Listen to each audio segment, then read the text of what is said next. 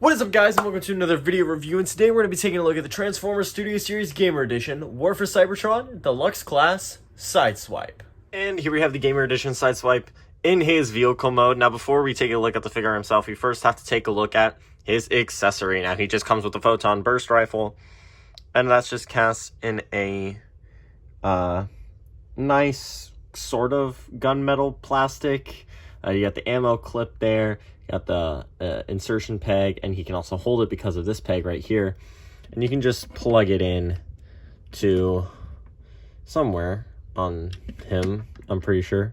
Yeah, I guess it's right there on the hood. And I think that looks real dumb, but hey, to each their own. It's a place you can put it. So let's just take a look at some of the details on this guy.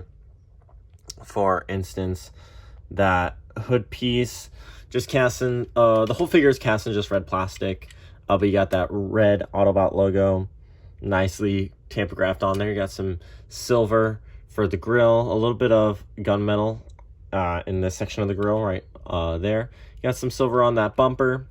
You got the black for the windows. You got some red striping as for the tires, as with most of those Cybertron designs. They just tend to have like lining that looks like it's glowing.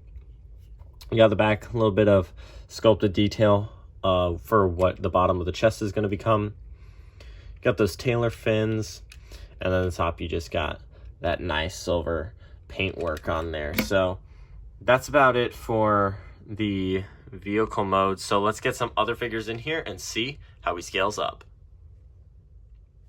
And just setting the Gamer Edition Sideswipe a little off to the side, let's have him next to the Transformers Legacy Animated Universe Bumblebee, Studio Series Gamer Edition Cliff Jumper, and his twin, the Studio Series Concept Art Sunstreaker. And now that's all about I have to say about the vehicle mode. So let's get the Gamer Edition Sideswipe from looking like this to looking like this. And yeah, I like this figure. I like it a lot. He's super solid. Just taking a closer look at those details on this guy, you can see the head sculpt just has some gunmetal for that face with some really nice metallic blue for, I don't know if it's metallic, but it's definitely a nice shade of blue for those eyes. The chest, you got that silver with the Autobot logo on there. For the arms, on the forearm, you got some gunmetal paint. Don't know, gunmetal or silver. It looks more silver, actually. The entire forearm is actually painted. It's cast in the same color plastic as the hands because of the tab. On the shins, you got some more silver paint and nothing basically on the rest of the figure. The back of the car is just on there. Yeah, this guy is a way better figure than the retool of Jazz that he was back in, what, 2012? I want to say it was 2012. I could be wrong. But as for articulation, this guy's head is on a ball joint, can look up that far, look down that far, can rotate a full 360, can tilt side to side very nicely. The arms are also on a ball joint, can go up that far and down that far. Cannot necessarily go, or they can go full 360. You got an elbow bend that's over 90 degrees. You do also have a bicep swivel. The hands can go in and out, but that's mostly for transformation purposes. You do have a waist swivel that if you do that with the back of the car and you untab the chest a little bit, you get a full range of motion. I personally don't care about a full range of motion that much, more so that the figure's sculpt stays intact. Legs can kick up that far and back that far. If you remove the backpack, they can kick further. Again, care more about the sculpt of the figure than the actual articulation. You do have a thigh swivel, a little over, like slightly 90 degrees of over bend at the knee. And then you do have foot articulation, but that is also, again, more for the transformation. Now, I really like the sculpt on this guy. I like the way that the back of the car fits on there. I like the way that this whole section comes over the wheels. I think that's really nice. I also like this section, how these two pieces don't need to be there, but they are there just to fill gaps so that it's not a hollow mess.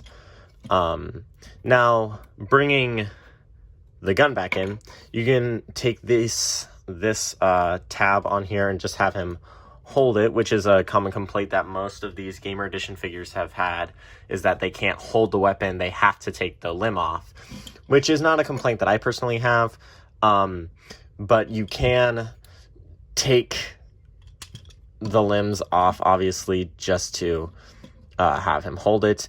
It is a weird kind of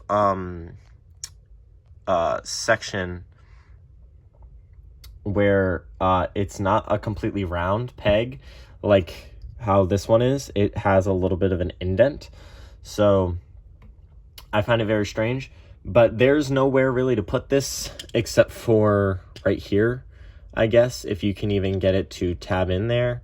I have not been able to get it to tab in there, so if you can, cool beans, but you just want to tab the arm, the gun, the weapon like so, and then you have that whole ordeal sorted out. So that's all I have to say about this guy in robot mode. So let's get some other figures in here and see how he compares. And just taking the Gamer Edition Sideswipe and moving him off to the side for a little bit, let's take him a look with the Studio Series, not Studio Series, the Thrilling 30 Skywarp, the custom version that I painted. The Transformers Legacy United Animated Universe Optimus Prime. And again, with his different brother from a continuity, the Transformers Masterpiece Sunstreaker.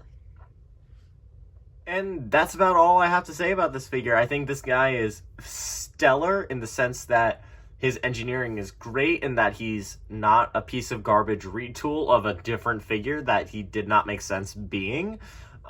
I think they really stepped up their game with the Gamer Edition line, specifically on this figure. I think he's incredible. It no longer feels like all the budget went into Prime, so I can't wait to get the rest of the line. I mean, I got Cliffjumper, I got Starscream, just need to get the rest of them, so I'm really excited for that.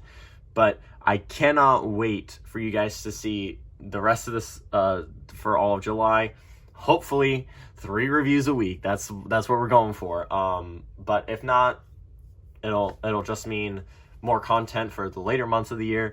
But if it is 3 a week, like how I want it to be, we're going to be taking a little bit of another break from 2 reviews a week. It'll probably be 1 review a week with some little extra content sprinkled in. So if you like this video and you want to see more, hit the like button and subscribe to the YouTube channel. Hit me up on my Instagram. It's just the same name as on here. And until next time, guys, I'll see you all in the next video. Peace out.